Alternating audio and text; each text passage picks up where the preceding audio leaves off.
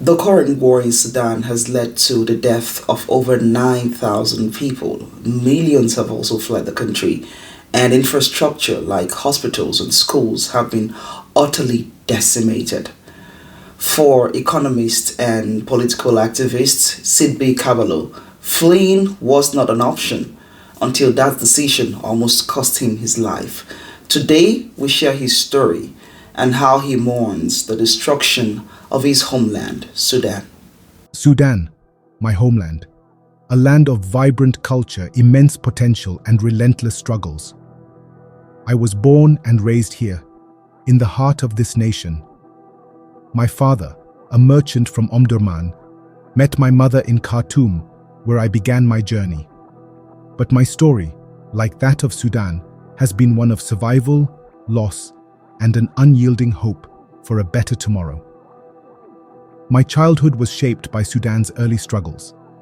I completed my primary and intermediate education in Khartoum before moving to El Fasher for my secondary schooling.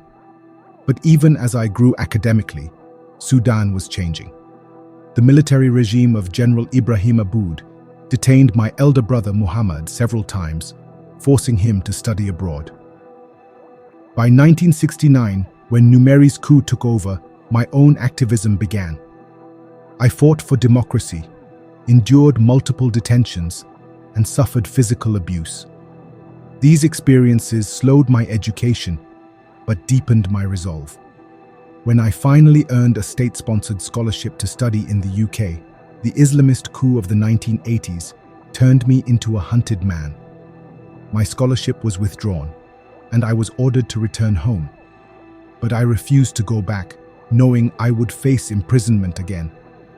Away from Sudan, my heart was heavy with guilt and worry for my family, who suffered greatly under the regime. I found new funding to finish my PhD, while my wife pursued 2 master's degrees.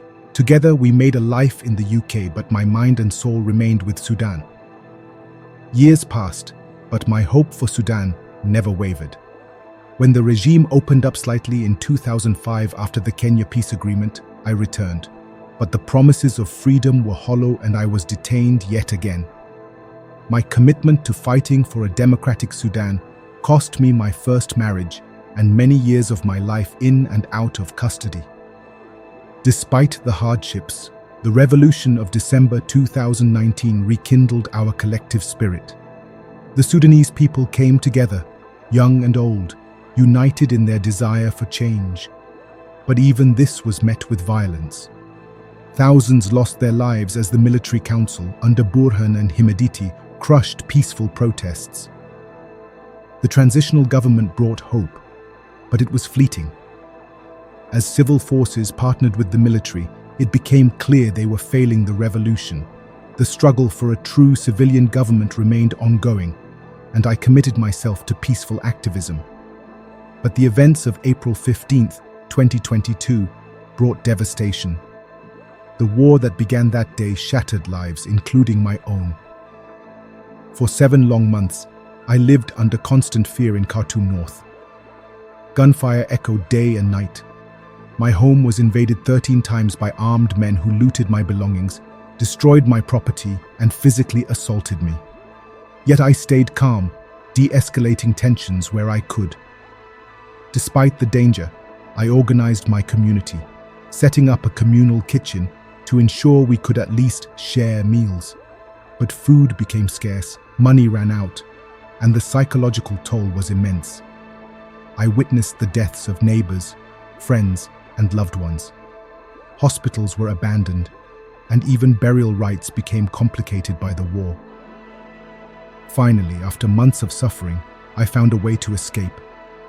I left Khartoum on a small coach, traveling through dangerous routes to reach safety. From there, I made my way to Turkey and eventually to the UK. Leaving my homeland was the hardest decision I ever made. I lost everything: my manuscripts, my books, and the life I had built in Sudan. Today, I live far from my beloved country, but my heart remains with Sudan. I mourn its destruction and the suffering of its people. The war has stolen lives, divided communities, and halted our revolution. But I refuse to give up hope.